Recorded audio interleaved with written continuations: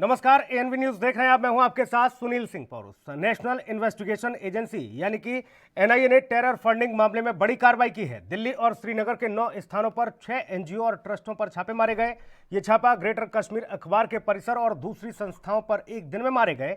आपको बता दें कि 6 एनजीओ और ट्रस्ट पर ये छापे मारे गए हैं, जिनमें फलाह-ए-आलम ट्रस्ट शामिल है। साथ ही आपको बता दें चैरिटी अलायंस के साथ ही ह्यूमन वेलफेयर फाउंडेशन, जेके यतीम फाउंडेशन, सेल्वेशन मूवमेंट और जेके वॉइस ऑफ विक्टिम्स शामिल है। आपको बता दें कि दिल्ली अल्पसंख्यक आयोग के पूर्व अध्यक्ष जफरुल इस्लाम का घर भी इसमें शामिल है। खान चैरिटी अलायंस एनजीओ के चेयरपर्सन भी हैं। जांच में शामिल एनआईए के एक अधिकारी के अनुसार श्रीनगर और दिल्ली में 6 एनजीओ और ट्रस्टों के 9 ठिकानों पर छापेमार कार्रवाई की जा रही है। एक रिपोर्ट के मुताबिक चैरिटी अलायंस और ह्यूमन वेलफेयर फाउंडेशन दिल्ली में है, तो वहीं बाकी एनजीओ और ट्रस्ट श्रीनगर में स्थित हैं। और इन संगठनों पर आरोप है कि ट्रस्ट डोनेशन और बिजनेस योगदान के माध्यम से घरेलू और विदेशों में फंड इकट्ठा करते हैं, फिर जम्मू कश्मीर में अलगाववादी और आतंकी गतिविधियों के लिए इन फंड्स का इस्तेमाल किया जाता है। रविंद्र श्रीवास्तव हमारे सहयोगी तमाम अपडेट के साथ मौजूद हैं। रविंद्र, फिलहाल क्या कुछ जानकारी, कहां तक पहुंची एनआईए की जांच? जी देखिए, अभी भी जो है जो ट्रस्ट हैं, जो एनजीओ हैं, उनके यहाँ पर ठिकान जो छापेमारी है वो अभी भी एनआईए की चल रही है।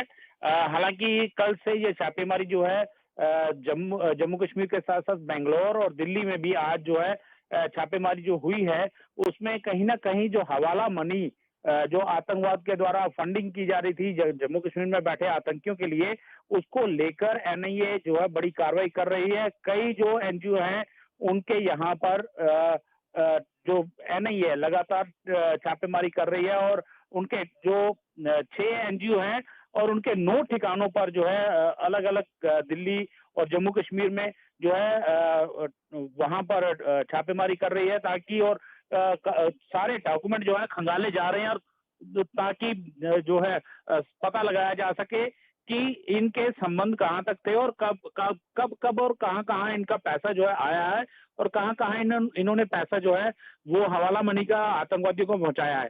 जी। दिल्ली अल्पसंख्यक आयोग के पूर्व अध्यक्ष जफरुल इस्लाम का घर भी इसमें शामिल है, जो कि एक सीधे तौर पर एनजीओ के चेयरपर्सन भी हैं वो।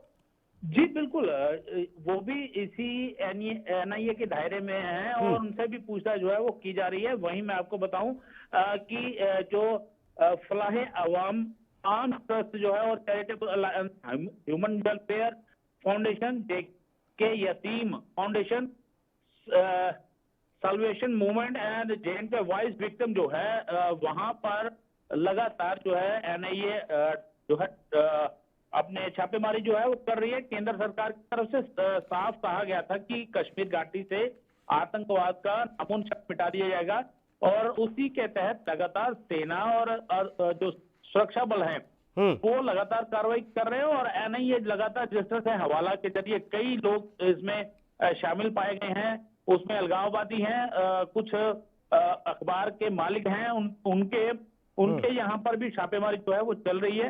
और जिस तरह से कहा जाए पाकिस्तान से जो हिजबुल मुजाहिदीन का सरगना है उसके जरिए पैसा नेपाल के रास्ते भेजा भारत में जाता था, तो उसको लेकर भी पूरी जांच जो है वो की जा रही है। हालांकि कई जगह पर अब भारत के जो दक्षिण का एरिया, साउथ का एरिया, वहां से भी इसके लिंक जो है वो सामने आ रहे हैं और इन सब पर जो है एनआईए जांच कर रही है। बहुत शुक्रिया आपका तमाम महत्वपूर्ण जानकारी के लिए रविंद्र। और अगली बड़ी खबर का रुख करेंगे उत्तराखंड से। खबर आपको बता दें, उत्तराखंड के मुख्यमंत्री त्रिवेंद्र सिंह रावत पर भ्रष्टाचार के आरोप लगे हैं, जिसमें हाई कोर्ट ने सीबीआई जांच के आदेश दे दिए। तो वहीं विपक्ष भी रावत सरकार पर हमलावर हो गया।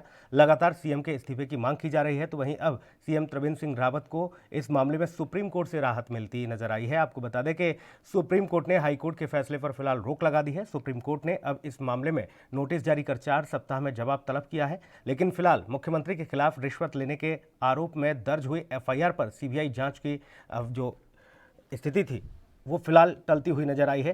सीबीआई जांच पर रोक लगा दी गई है। प्रतीक हमारे सहयोगी तमाम महत्वपूर्ण जानकारी के साथ फोनलाइन पर मौजूद हैं। प्रतीक, रावत सरकार सीधे तौर पर घिरती नजर आई, मुख्यमंत्री पर भ्रष्टाचार के आरोप लगे, हाईकोर्ट ने सीबीआई जांच की मांग कर दी, ऐसे में सुप्रीम कोर्ट से बड़ी राहत मिली है सीएम को। बिल्कुल, बिल्कुल सुनील, बताना चाहूँगा सरकार की लगातार त्रिवेंद्र सरकार की लगातार मुश्किलें बढ़ती नज़र आ रही थी, जहाँ पर हाई कोर्ट ने जिस तरीके से जो आदेश दिए थे, आपको बता दूँ लगातार जिस तरीके से पत्रकार जो उमेश कुमार है उन्होंने अभी झारखंड में जिस तरीके से जब वो उत्तराखंड झारखंड के प्रभारी थे तब उस वक़्त का ये मामला है, जिस वक़्त पत्रकार ने एक सोशल मीडिया के थ्रू ये डाला था, जिसके बाद उनके ऊपर मुकदमा भी दर्ज किया गया था। हालाँकि नैनीताल हाई कोर्ट ने इस पर संज्ञान लेते हुए सीबीआई की जाँच को लेकर त्रिवेंद्र सरकार की मुश्किलें बढ़ा दी थी, जिसको लेकर अब स्टे लिया गया है। सुप्रीम कोर्ट ने सख्त आदेश दिए हैं, जिसको लेकर अभी कहा जा सकता है कि मामला टलता नजर आ रहा है और त्रिवेंद्र सरकार की जो मुश्किलें लगातार बढ़ रही थी वो कहीं न कहीं कम हुई हैं। जी। चुनौतियां कम नहीं है और मुश्किलें कम, फिलहाल के लिए तो राहत मिली है सुप्रीम कोर्ट से, लेकिन 4 सप्ताह में जवाब भी मांगा गया है सुप्रीम कोर्ट की ओर से। प्रतीक, ऐसे में ये कहा जा सकता है कि आने वाले समय में मुश्किलें और बढ़ सकती हैं। बिल्कुल, निश्चित तौर पे जहाँ पर देखा जाए कि सरकार जहाँ पर त्रिवेंद्र सरकार ये लगातार कहती नजर आ रही है कि निष्पक्ष जांच की जाए फिलहाल, और लगातार उनको कहीं न कहीं फंसाने का काम किया जा रहा है, सरकार को लगातार बदनाम करने का काम किया जा रहा है। जिस तरीके से आज विपक्ष ने भी है और आज राजभवन का जो कूच किया है उससे कहीं न कहीं चिंता सरकार के लिए बढ़ी है। हालाँकि 4 हफ्ते के अंदर जाँच के आदेश भी जारी किए गए हैं, निष्पक्ष जाँच करने की बात की जा रही है। अब देखना इसमें है कि क्या कुछ मामला सामने और निकल के आता है, किस तरीके की जाँच सामने आती है। जी। शुक्रिया प्रतीक, आपका तमाम महत्वपूर्ण जानकारी के लिए।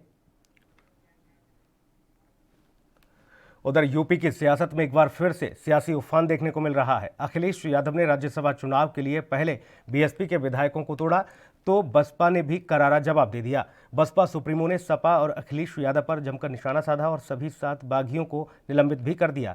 साथ ही आपको बता दें कि सपा को दलित विरोधी बताते हुए मायावती ने कहा कि एमएलसी के चुनाव में बीएसपी जैसे को तैसा जवाब देगी, चाहे इसके लिए बीजेपी को ही क्यों ना वोट देना पड़े। मायावती ने कहा कि इनका एक और दलित विरोधी चेहरा हमें राज्यसभा के पर्चों में जांच के दौरान देखने को मिला है, जिसमें सफल न होने पर यह खिसियानी बिल्ली खंबा नोचे की तरह पार्टी जबरदस्ती बीएसपी पर बीजेपी के साथ साठगांठ करके चुनाव लड़ने का गलत आरोप लगा रही है। लेकिन अब जब इस तरह की स्थिति है तो हम बीजेपी को सपोर्ट कर देंगे, बीजेपी को चुनाव में हम सपोर्ट करेंगे, लेकिन समाजवादी पार्टी को सबक जरूर सिखाएंगे। चुनाव के दौरान 2 जून 1995 के केस को वापस लेकर बहुत बड़ी गलती की है। साथ ही इनके साथ ना ही कोई चुनावी गठबंधन आदि भी करना चाहिए था। ये भी हमने थोड़ा गलत फैसला ले लिया जल्दबाजी में। हालांकि इसको आप जल्दबाजी नहीं कह सकते, लेकिन थोड़ा हम डीपली यदि सोचते तो शायद हम ये डिसीजन नहीं लेते। लेकिन हमने ये सोचा कि ये 2 जून की घटना को हमने किनारे करते हुए तो हमने देश और जनहित में सांप्रदायिक ताकतों को या संकीर्ण ताकतों को कमजोर करने के लिए हमने यूपी में ये फैसला, जब यहाँ एमएलसी के चुनाव होंगे तो तब फिर बीएसपी कल की घटना का जैसे को तैसा जवाब देने के लिए, अर्थात सपा के दूसरे खड़े किए जाने वाले उम्मीदवार को हराने के लिए, एक तो उनका आराम से बन जाएगा, दूसरा ये खड़ा करेंगे, अर्थात सपा के दूसरे खड़े किए जाने वाले उम्मीदवार को हराने के लिए अपनी पूरी ताकत लगा देगी बीएसपी जो है। और इसके लिए चाहे पार्टी के विधायकों को इनके उम्मीदवार को हराने के लिए बीजेपी व न किसी भी विरोधी पार्टी के उम्मीदवार को ही अपना वोट क्यों ना देना पड़ जाए तो भी देंगे।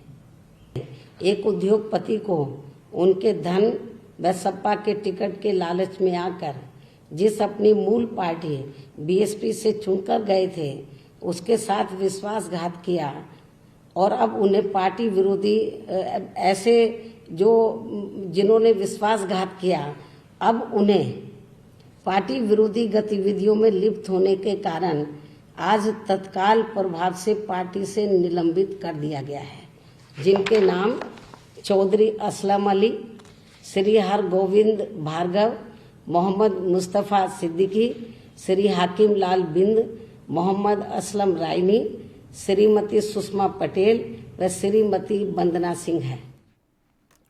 उधर पाकिस्तान की संसद के पूर्व स्पीकर अयाज सादिक ने भारतीय जांबाज अभिनंदन को छोड़े जाने के मामले पर बयान दिया है, जिस पर अब भारत में भी सियासी माहौल गर्मा गया है। दरअसल अयाज सादिक ने कहा कि उस समय पाकिस्तान को डर था कि कहीं भारत उस पर हमला न कर दे।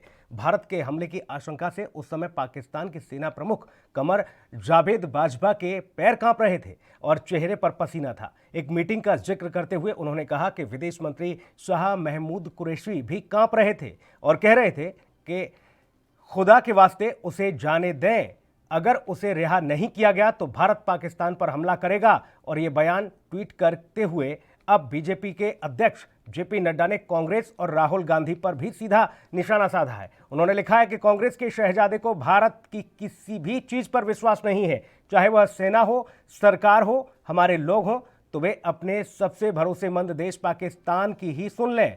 उम्मीद है कि अब तो उनकी आंखें खुलेंगी और हर प्रकार की चालबाजी की ताकि सेना को अत्याधुनिक राफेल न मिल सके। लेकिन देशवासियों ने ऐसी राजनीति को नकार कर कांग्रेस को कड़ा सबक सिखाया है। ऐसे में सीधे तौर पर भारत में भी अब इस बयान के बाद सियासत गर्माती नजर आ रही है। तो पाकिस्तान की संसद के पूर्व स्पीकर अयाज सादिक ने भारतीय जांबाज अभिनंदन के छोड़े जाने के मामले में बयान दिया है, जिस पर अब भारत में सियासी माहौल गर्मा गया। दरअसल अयाज सादिक ने कहा कि उस समय पाकिस्तान को डर था कि कहीं भारत उस पर हमला न कर दे। भारत के हमले की आशंका से उस समय पाकिस्तान के सेना प्रमुख कमर जावेद बाजवा के पैर कांप रहे थे और चेहरे पर पसीना था। एक मीटिंग का जिक्र करते हुए उन्होंने कहा है कि विदेश मंत्री शाह महमूद कुरैशी भी कांप उठे थे और कह रहे थे कि खुदा के वास्ते उसे जाने दो, अगर उसे रिहा नहीं किया गया तो भारत पाकिस्तान पर हमला करेगा। इस बयान को अब ट्वीट करते हुए बीजेपी के राष्ट्रीय अध्यक्ष जेपी नड्डा ने सीधे तौर पर कांग्रेस को आईना दिखाया है। अभिनंदन की क्या बात करते हैं। मुझे याद है शाह महमूद कुरैशी साहब उस मीटिंग में थे जिसमें प्राइम मिनिस्टर साहब ने आने से इनकार कर दिया और चीफ ऑफ आर्मी स्टाफ तशरीफ लाए। पैर कांप रहे थे, पसीने माथे पे थे और हमसे शाह महमूद साहब ने कहा, फॉरेन मिनिस्टर साहब ने, कि खुदा का वास्ता है अब इसको वापस जाने दें, क्योंकि 9 बजे रात को हिंदुस्तान पाकिस्तान पे अटैक कर रहा है। और आपको पाकिस्तान लिए चलेंगे। हमीद खान पाकिस्तानी पत्रकार हमारे साथ जुड़े हुए हैं, लेकिन एक ब्रेक के बाद।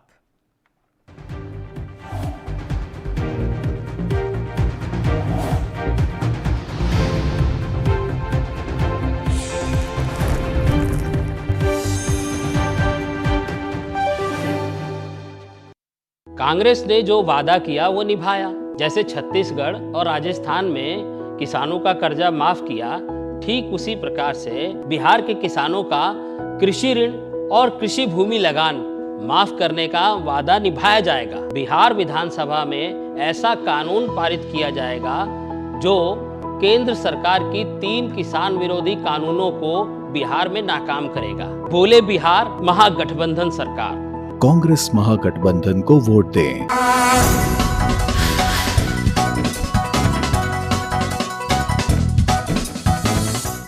सबसे अलग अंदाज, हम बनेंगे आपकी आवाज।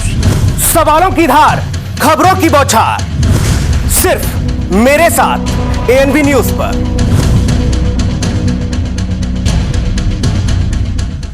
क्या आप दुबले पतले कमजोर हैं? आपकी सेहत नहीं बनती, भूख कम लगती है, वजन नहीं बढ़ता? दरअसल मेन बात खाना पीना खाना नहीं है, मेन बात है खाया पिया लगना। और अगर खाया पिया लगेगा ही नहीं तो सेहत बनेगी कैसे? इसलिए हमारी संस्था सन्यासी आयुर्वेदा ने एक ऐसी दवा बनाई है जो कि आपके पाचन तंत्र को, आपके लीवर सिस्टम को ठीक करने का काम करती है, ताकि आप जो भी खाएं उसका पूरे का पूरा निचोड़ आपके शरीर को लगे, आपकी भूख बढ़े, खाया पिया सही से लगे, नया खून बने, हड्डियों में जान आए, वजन बढ़े, ताकत बढ़े, चेहरे पर नूर आए और आप मोटे तगड़े खूबसूरत पर्सनैलिटी के मालिक बन जाएं। यह दवा पूरी तरह से आयुर्वेदिक होती है। इसका शरीर पर कोई भी साइड इफेक्ट, कोई भी नुकसान या दुष्प्रभाव नहीं होता। लड़के लड़कियां दोनों इसका इस्तेमाल कर सकते हैं और पहले 15 दिन के अंदर ही आपको इसका असर महसूस हो जाएगा। सिर्फ 650 रुपए की पूरे 1 महीने की दवा होती है और आप इसे घर बैठे 01145454545 पर फोन करके दवा मंगवा सकते हैं।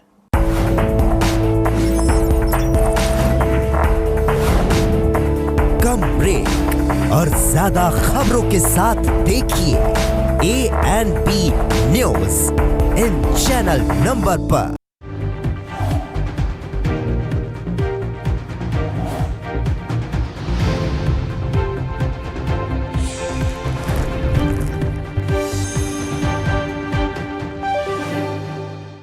ब्रेक के बाद स्वागत है आपका। जी हाँ, हम उस खबर की बात कर रहे हैं जिसको लेकर अब भारत में भी सियासी बवाल मचा हुआ है, क्योंकि ये खबर सीधे तौर पर पाकिस्तान से जुड़ी हुई है। पाकिस्तान की संसद के पूर्व स्पीकर अयाज सादिक ने भारतीय जांबाज अभिनंदन को छोड़े जाने के मामले में बयान दिया है, जिस पर अब भारत में सियासी माहौल गर्मा गया है। दरअसल अयाज सादिक ने कहा है कि उस समय पाकिस्तान को डर था कि कहीं भारत उस पर हमला न कर दे। भारत के हमले की आशंका से उस समय पाकिस्तान के सेना प्रमुख जावेद बाजवा के पैर कांप रहे थे और चेहरे पर पसीना था। एक मीटिंग का जिक्र करते हुए उन्होंने कहा कि विदेश मंत्री शाह महमूद कुरैशी भी उस दरमियान कांप रहे थे, उनके पैर कांप रहे थे और कह रहे थे कि खुदा के वास्ते उसे जाने दें, नहीं तो यहाँ तो बवाल मच जाएगा, तबाही मच जाएगी, हिंदुस्तान सीधे तौर पर हमला कर देगा और पाकिस्तान को निस्ते-नाबूद कर देगा। ऐसे में उन्होंने ये बयान दिया और उसके बाद आपको ये बता दें कि भारत में भी अब सरगर्मी तेज हो गई है, राजनीतिक सरगर्मियाँ बढ़ गई हैं। और एक बार फिर से आपको वो बयान सुनाते हैं जो अयाज सादिक ने दिया। अभिनंदन की क्या बात करते हैं, मुझे याद है शाह महमूद कुरैशी साहब उस मीटिंग में थे जिसमें प्राइम मिनिस्टर साहब ने आने से इनकार कर दिया और चीफ ऑफ आर्मी स्टाफ तशरीफ लाए। पैर कांप रहे थे, पसीने माथे पे थे और हमसे शाह महमूद साहब ने कहा, फॉरेन मिनिस्टर साहब ने, कि खुदा का वास्ता है अब इसको वापस जाने दें, क्योंकि 9 बजे रात को हिंदुस्तान पाकिस्तान पे अटैक कर रहा है। बहुत कुछ इस बयान से स्पष्ट हो जाता है। पाकिस्तान का वो चेहरा भी बेनकाब हो जाता है जो पाकिस्तान बाकी देशों में जाकर ये ढिंढोरा पीटता है। और यहाँ खुद जो है पाकिस्तान के एक बड़े नेता, पाकिस्तान की संसद के पूर्व स्पीकर अयाज सादिक ने बेनकाब कर दिया पाकिस्तान को। हालांकि भारत में भी सीधे तौर पर अब इसके बाद राजनीतिक माहौल गर्मा गया है। बीजेपी के राष्ट्रीय अध्यक्ष जेपी नड्डा ने ट्वीट करके इस वीडियो को कांग्रेस को आईना दिखाया है, क्योंकि कांग्रेस इस पूरे मामले में सीधे तौर पर कुछ भी मानने को तैयार नहीं थी। लेकिन जब अभिनंदन की वापसी हुई तो ये कहा जा रहा था कि भारत के डर से, भारत की शक्ति के आगे झुक गया पाकिस्तान। लेकिन कांग्रेस इस बात से इनकार कर रही थी कि ऐसा कुछ भी नहीं है। और अब जब ये बयान आया सामने तो उसके बाद कांग्रेस को आईना दिखाने का काम किया गया बीजेपी की ओर से कि देखिए, सुनिए, समझिए कि आखिर किस तरह की स्थिति थी। जावेद बाजवा कांप रहा था, वहाँ के विदेश मंत्री कांप रहे थे। वो कह रहे थे कि अगर अभिनंदन को वापस नहीं भेजा गया तो 9 बजे पाकिस्तान ख़त्म, यानी कि पाकिस्तान पर भारत हमला कर देगा और उसके बाद आप जानो खुदा जाने।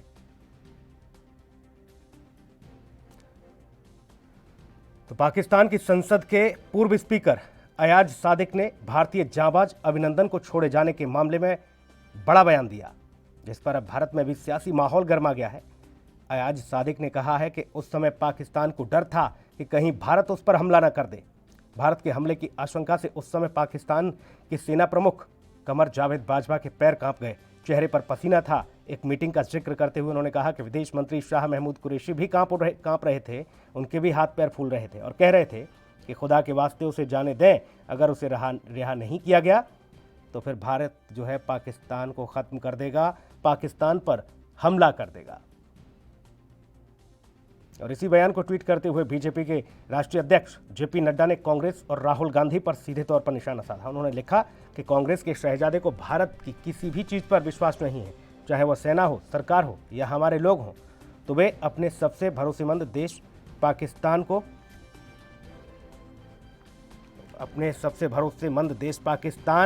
को ही सुन ले। पाकिस्तान ने किस तरह का बयान दिया है।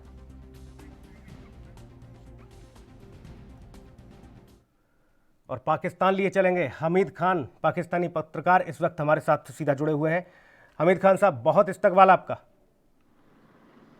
जी शुक्रिया सुनील।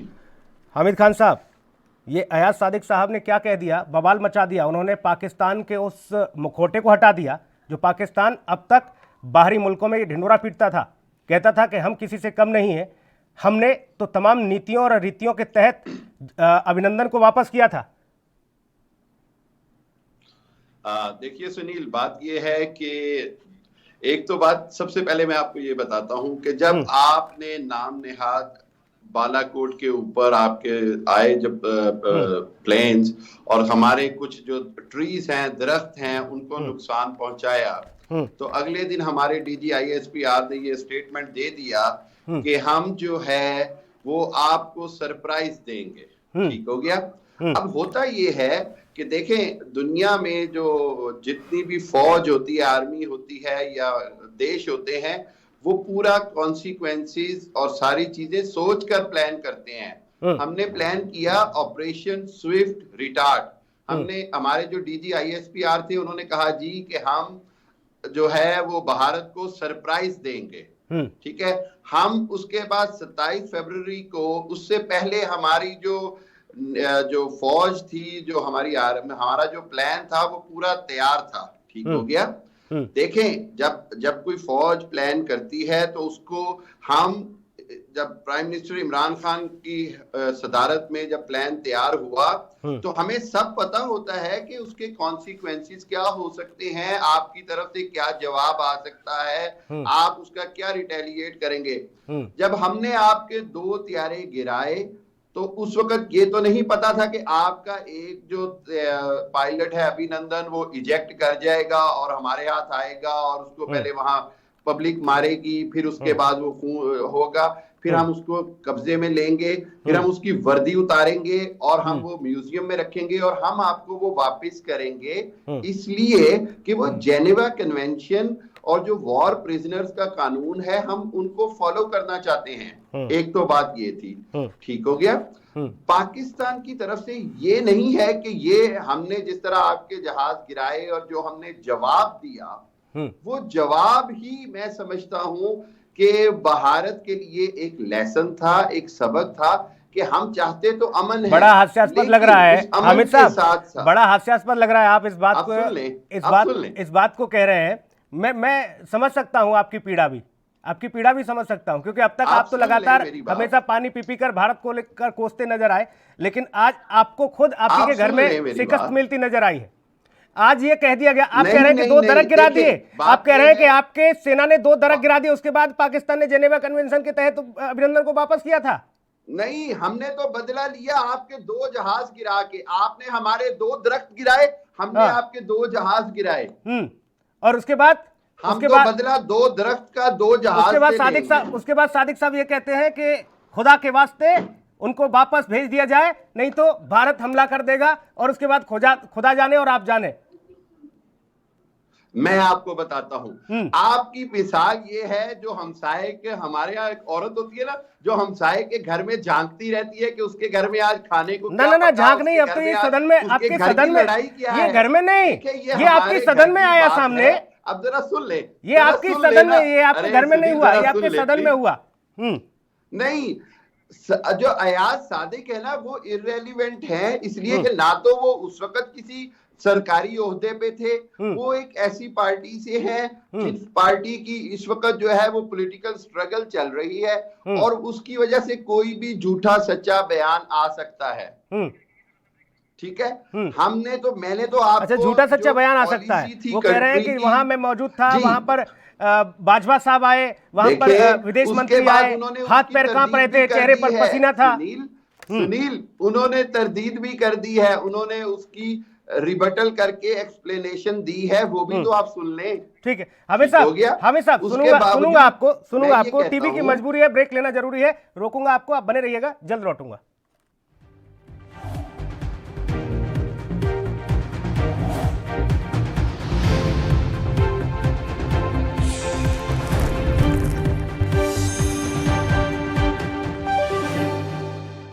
कांग्रेस ने जो वादा किया वो निभाया। जैसे छत्तीसगढ़ और राजस्थान में किसानों का कर्जा माफ किया, ठीक उसी प्रकार से बिहार के किसानों का कृषि ऋण और कृषि भूमि लगान माफ करने का वादा निभाया जाएगा। बिहार विधानसभा में ऐसा कानून पारित किया जाएगा जो केंद्र सरकार की 3 किसान विरोधी कानूनों को बिहार में नाकाम करेगा। बोले बिहार महागठबंधन सरकार।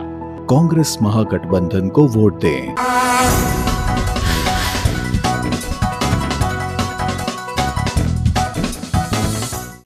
सबसे अलग अंदाज, हम बनेंगे आपकी आवाज, सवालों की धार, खबरों की बौछार, सिर्फ मेरे साथ एएनबी न्यूज पर।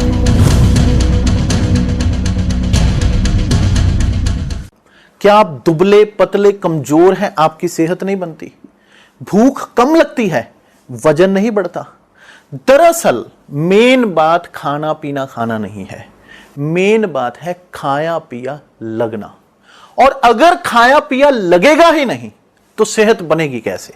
इसलिए हमारी संस्था सन्यासी आयुर्वेदा ने एक ऐसी दवा बनाई है जो कि आपके पाचन तंत्र को, आपके लीवर सिस्टम को ठीक करने का काम करती है, ताकि आप जो भी खाएं उसका पूरे का पूरा निचोड़ आपके शरीर को लगे, आपकी भूख बढ़े, खाया पिया सही से लगे, नया खून बने, हड्डियों में जान आए, वजन बढ़े, ताकत बढ़े, चेहरे पर नूर आए और आप मोटे तगड़े खूबसूरत पर्सनैलिटी के मालिक बन जाएं। यह दवा पूरी तरह से आयुर्वेदिक होती है। इसका शरीर पर कोई भी साइड इफेक्ट, कोई भी नुकसान या दुष्प्रभाव नहीं होता। लड़के लड़कियां दोनों इसका इस्तेमाल कर सकते हैं और पहले 15 दिन के अंदर ही आपको इसका असर महसूस हो जाएगा। सिर्फ 650 रुपए की पूरे 1 महीने की दवा होती है और आप इसे घर बैठे 01145454545 पर फोन करके दवा मंगवा सकते हैं।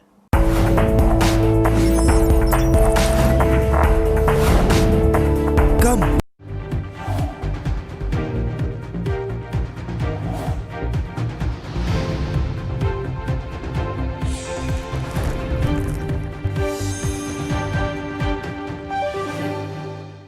ब्रेक के बाद स्वागत है आपका। और इस बीच बड़ी खबर फ्रांस से आपको बता दें, जहां पर नाइस के चर्च में 3 लोगों की हत्या की खबर। फ्रांस से बड़ी खबर, नाइस के चर्च में 3 लोगों की हत्या कर दी गई है। शहर के नोट्रे ड्रेम चर्च में हुआ है ये हमला। इस वक्त की बड़ी खबर आपको बता रहे हैं। चर्च पर हमले पर मेयर ने कहा है यह आतंकी हमले जैसा है।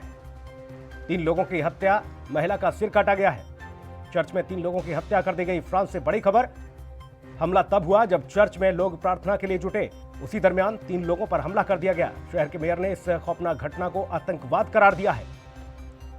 मेयर क्रिश्चियन एस्ट्रोसी ने कहा हमलावरों को गिरफ्तार कर लिया गया है, लेकिन यह आतंकी हमले से कम नहीं है।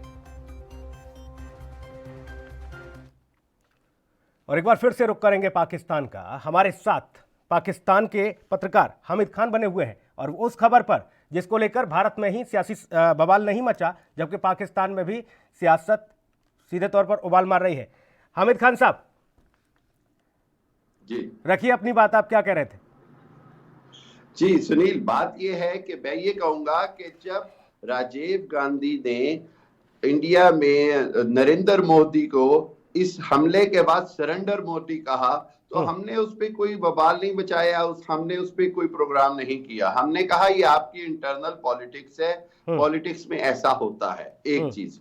दूसरी चीज ये है, आपको एक बात कहूं, पाकिस्तान और पाकिस्तान की जो नेता है और जो आर्मी है, सब जो हैं वो तैयार होते हैं हमेशा। अगर आप भारत कभी भी हमें फेस टू फेस चैलेंज करना चाहेगा तो हम उसको बड़ा बुरा लेसन सिखाएंगे। हम भारत की राजनीतिक पार्टियां देख लेंगे अपना घर, लेकिन आप अपना घर तो संभालो। यहाँ तो सीधे तौर पर मुखौटा जो लगा था उसको उजागर कर दिया गया सादिक साहब के द्वारा। नहीं उसमें के शर्मा दिल्ली से हमारे साथ वरिष्ठ पत्रकार भी मौजूद है। के शर्मा जी, बहुत स्वागत आपका। आ रहा हूँ हामिद खान साहब, आ रहा हूँ आपके पास, आ रहा हूँ। के शर्मा जी को भी ले लेता हूँ। के शर्मा जी जी, बहुत स्वागत आपका। हामिद खान साहब पाकिस्तानी पत्रकार हमारे साथ सीधा पाकिस्तान से मौजूद हैं और इनके जो पूर्व सदन के स्पीकर हैं अयाज सादिक, खबर आपको पता ही होगी, उन्होंने कहा है कि स्थिति ऐसी बन गई थी अभिनंदन को लेकर के खुदा के वास्ते उसे वापस भेज दो, नहीं तो भारत हमला कर देगा, पाकिस्तान को मिटा देगा। देखिए, इसमें मेरे को जो लगता है एक सच्चाई जो छिपी हुई थी वो उजागर हो गई है, और जो पाकिस्तान के जो अंदरूनी हालात और राजनीतिक जिस तरह के हालात है वो भी सामने आ गया है कि हमारे जो भारत के किस तरह दबाव में वो पाकिस्तान ने मतलब काम किया इस पूरे मामले को लेकर के। भारत ने जो विश्व स्तर पे जो कूटनीतिक राजनीतिक दबाव प्रेशर पाकिस्तान के ऊपर बनाया, और एक दमदार नेतृत्व भारत के पास है जिसका हमको देखने को मिला। जिस ढंग से हमने सबने टीवी में इसको देखा है, किस ढंग से एक शेर की तरह वहां से हमारा जवान लौटा है, तो ये पाकिस्तान के बिल्कुल ये हकीकत सामने आई है। इसमें जवाब दीजिए हामिद खान साहब।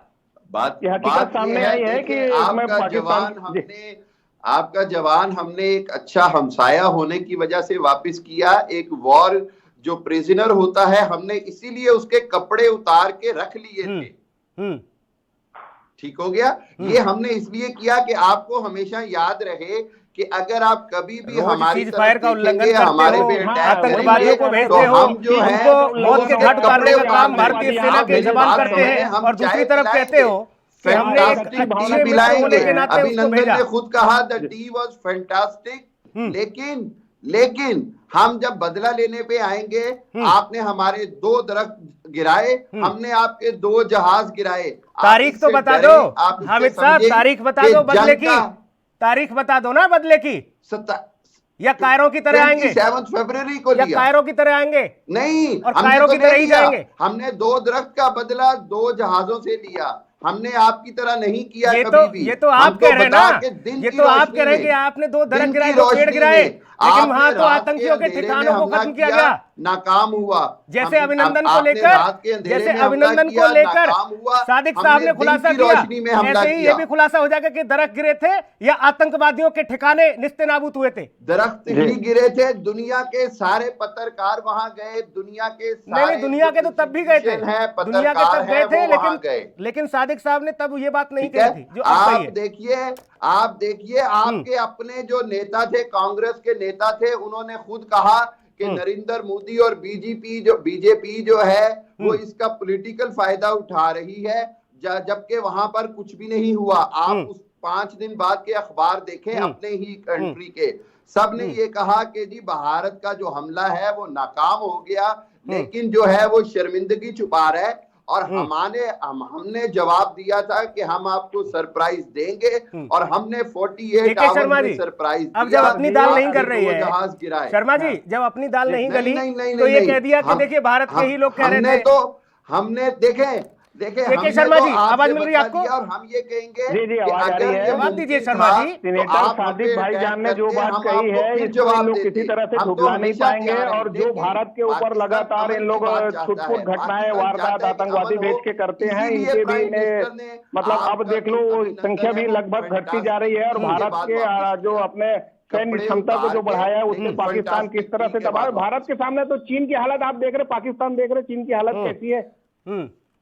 पाकिस्तान जो चीन के पीछे लगा हुआ है, एक मोहरे की तरह चीन इसका इस्तेमाल कर रहा है। पाकिस्तान के राजनीतिज्ञों के बात क्यों नहीं समझ में नहीं आ रही है, ये मेरे को पूछने वाली। बाकी हालत खराब हो रखी है इस समय, चीन की हालत खराब हो रखी है, पाकिस्तान की विकास क्या है, अच्छा देखिए वहाँ क्या है, और वो केवल आतंकवाद के भरोसे भारत को पराजित करेंगे बोलेंगे, ये तो समझ में नहीं आता, हंसी वाली बात है। नहीं हमेशा गैलवान वैली में हुआ, वहां पर अपनी आवाम को बताएं, आपके लिए बेहतरी है। हमने तो चीन को भी दिखा दिया, चीन को भी बता दिया जहाज गिरे, जो अमेरिका को लेकर जो बातें कर रहे थे वो भी साफ तौर पर दिख गया जी, अभी 2 दिन पहले बता दिया। मैं ये कह रहा हूं, मैं चाइना के ऊपर आपको याद इसलिए नहीं करा रहा कि चाइना पे तो आपके अपना जो फौज जनरल है, आपने उसको सस्पेंड किया है। आपने उस बॉर्डर पे जो जनरल है उसको क्यों चेंज किया है? क्योंकि आपको आ रहा हूं हमेशा आ रहा हूं आपके पास, शर्मा जी आपके पास भी लौटूंगा। इस वक्त जम्मू कश्मीर से एक बड़ी खबर आ रही है, उससे भी अपने दर्शकों को हम रूबरू करा दें। इस वक्त की बड़ी खबर जम्मू कश्मीर से आ रही है, अपनी हरकतों से बाज नहीं आ रहा है पाकिस्तान। इस वक्त की बड़ी खबर, पाकिस्तान ने सीज फायर का फिर से उल्लंघन किया है। इस वक्त की बड़ी खबर आपको बता दें, पुंछ जिले में LOC पर फिर से गोलीबारी हुई है। आतंकिस्तान की कायराना हरकत देखने को मिली। आपको बता दें, पाकिस्तान ने फिर सीज फायर का उल्लंघन किया है। भारतीय सेना ने करारा जवाब दिया है। पुंछ के शाहपुरा और किरनी में गोलीबारी शुरू हुई है। इस वक्त की बड़ी खबर, रविंद्र हमारे सहयोगी ज्यादा जानकारी के साथ मौजूद हैं। रविंद्र, एक बार फिर से पाक की नापाक हरकत। जी बिल्कुल, देखिए कहीं ना कहीं पाकिस्तान अपनी नापाक हरकतों से बाज नहीं आ रहा है और लगातार सीज फायर का वायलेशन कर रहा है। जैसे जैसे सर्दी बढ़ेगी और बर्फबारी शुरू होगी, उससे पहले पाकिस्तान आतंकियों की खेप इस ओर भेजने के लिए लगातार सीज फायर का वायलेशन कर रहा है। क्योंकि अभी कुछ दिन पहले ही जो मुगल रोड है वहां पर बर्फबारी हुई है और पुंछ का इलाका बिल्कुल साथ में सटा हुआ है, और इसी वजह से पाकिस्तान ने लॉन्चिंग पैड जो है आतंकवादियों के वो सक्रिय कर दिए हैं और आतंकियों को इस पर धकेलने के लिए गोलाबारी कर रहा है। और हालांकि भारतीय सेना भी पाकिस्तान को उसी की भाषा में जवाब दे रही है और कई बार पाकिस्तान को इसको खामियाजा जो है भुगतना पड़ा है। कई सैनिक जो है मारे गए हैं। इन गीदड़ भभकियों से भारत डरने वाला नहीं, हिंदुस्तान डरने वाला नहीं। पाकिस्तान लगातार नापाक हरकत कर रहा है और हवाला दोस्ती का देता है। ये पाकिस्तान का चेहरा उजागर होता है। बहुत शुक्रिया रविंद्र आपका तमाम महत्वपूर्ण जानकारी के लिए। और इस बीच एक और बड़ी खबर आपको बता दें, पुलवामा मामले में भी पाकिस्तान ने एक बार फिर से ये कबूल किया कि पाकिस्तान ने ही वो हमला कबूल कराया था, गुनाह कबूल किया है। पाकिस्तान ने पुलवामा का गुनाह कबूल किया है। इस वक्त की बड़ी खबर, पाकिस्तान के मंत्री फवाद चौधरी बोले हैं। फवाद चौधरी ने बयान दिया है, पुलवामा हमला पाक की कामयाबी बताई है उन्होंने। इस वक्त की बड़ी खबर, पाकिस्तान के मंत्री फवाद चौधरी ने कहा कि पुलवामा हमला पाकिस्तान की कामयाबी थी। पुलवामा हमला इमरान खान सरकार की बड़ी कामयाबी बताई है। और संसद में इमरान के मंत्री ने यह साफ तौर पर कहा है। इस वक्त की बड़ी खबर, पुलवामा की कामयाबी बताई गई है, हमारी कौम की कामयाबी बताई गई है। यह बड़ी खबर, उन्होंने कहा था, मैं कहता हूं इस बात को कि हिंदुस्तान में जो हमला हुआ वो हमने कराया और ये इमरान खान की बड़ी कामयाबी थी। और अब तक लगातार पाकिस्तान ये कहता हुआ नजर आ रहा था कि हमारा इस हमले से कोई लेना देना नहीं है, हमने इस हमले को अंजाम नहीं दिया है। लेकिन पाकिस्तान का एक और बड़ा चेहरा उजागर हुआ। पाकिस्तान के मंत्री फवाद का मवाद निकलकर सामने आया। फवाद ने कहा कि इमरान खान की बड़ी कामयाबी थी। सदन में बोला है क्योंकि इससे पहले इमरान खान को आईना दिखाने का काम कर दिया था अयाज सादिक ने कहा था कि पाकिस्तान के पैर कांप गए थे, सेना प्रमुख के पैर कांप गए थे, विदेश मंत्री कांप रहा था, चेहरे पर पसीना था।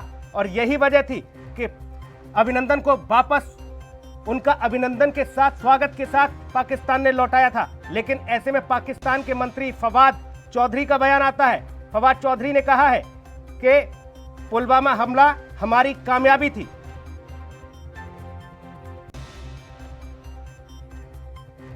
और एक बार फिर से रुक करेंगे, हमारे साथ के शर्मा वरिष्ठ पत्रकार दिल्ली से मौजूद हैं। के शर्मा जी, ये फवाद चौधरी क्या बोल बैठे? ये कह रहे हैं कि पुलवामा हमला हमारी कामयाबी थी। ये तो इमरान सरकार की बड़ी कामयाबी, हमारी कौम की कामयाबी बता दिया उन्होंने। अब तक मना कर रहे थे कि हमारा कोई लेना देना नहीं है। जो भारत कहते रहा है कि जिस तरह से आतंकवादी हमले भारत पर करके इन लोग जो भारत में असंतोष की स्थिति पैदा करने की कोशिश कर रहे हैं, उसको धारा 370 और 35A के माध्यम से कश्मीर जो भारत का हिस्सा हो चुका है, इसको पाकिस्तान पचा नहीं पा रहा है और ये लगातार इस प्रकार से घटनाएं आ रही है।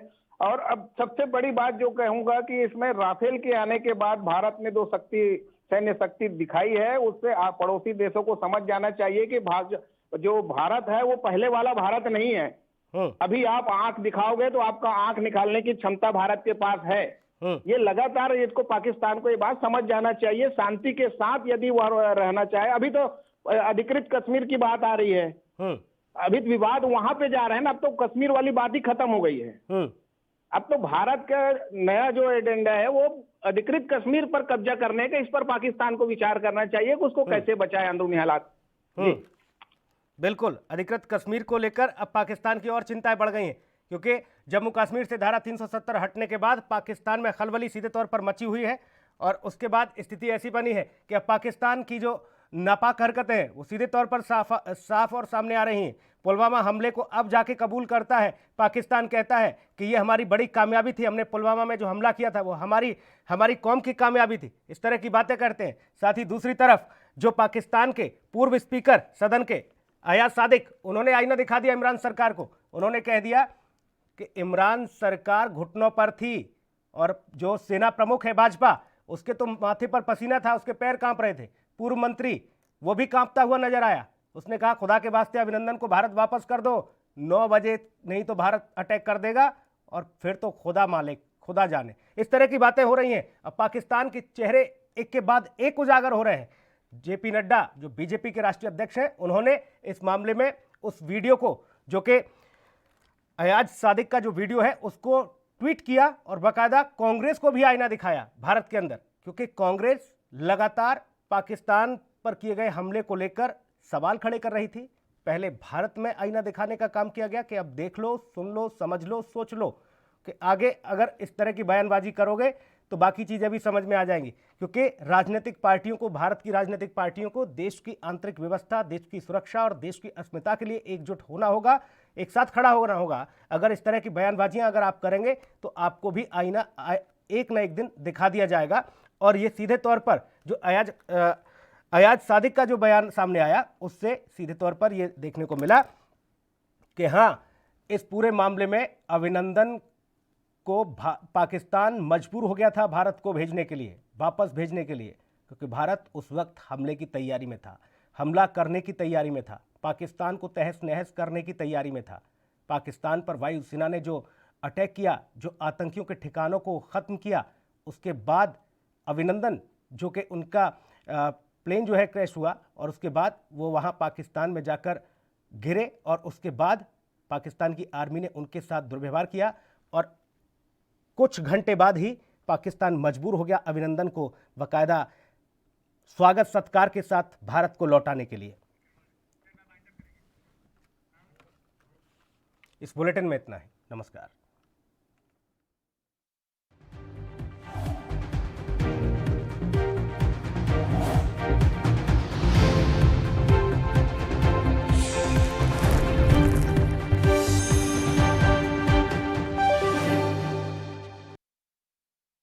बिहार ने पूरी दुनिया को सिखाया कि शिक्षक कभी साधारण नहीं होता। शिक्षक को लाठी नहीं, सम्मान मिलना चाहिए। इसलिए बिहार में संविदा प्रथा को समाप्त कर नियोजित